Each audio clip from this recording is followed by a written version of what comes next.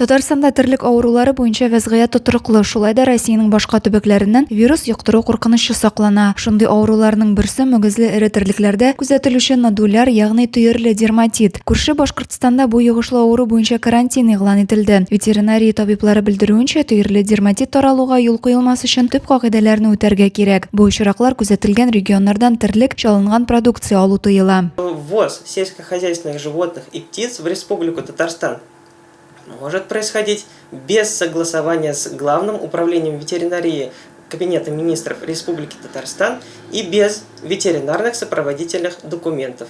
Как следствие, может произойти занос особо опасных заболеваний. Котыру кыргый хайваннарда гына түгел, терлекләрдә дә була торган авыру. Ул хәтта үлем белән тәмамланырга мөмкин. Балаларны хуҗасыз этләр һәм мәшеләр янына җибәрмәгез. Аларга әлеге хайваннарны сыйпарга рөхсәт итмәгез дип кисәтә ветеринария табиблары. Шулай ук котыру чиренә каршы вакцина ясатырга киңәш итәләр. Также хотим отметить, что в связи с участившимися случаями нападений животных на граждан, мы призываем владельцев собак и кошек вакцинировать своих питомцев против бешенства, даже если они не выходят из дома или живут на привязи. Котыру чиренә каршы вакцина ясату өчен Зей ветеринария берләшмәсенә мөрәҗәгать итәргә кирәк. Әлеге хезмәт тулысынча бушлай. Адилә Борханова, Ангелина Санникова, Зей хәбәрләре.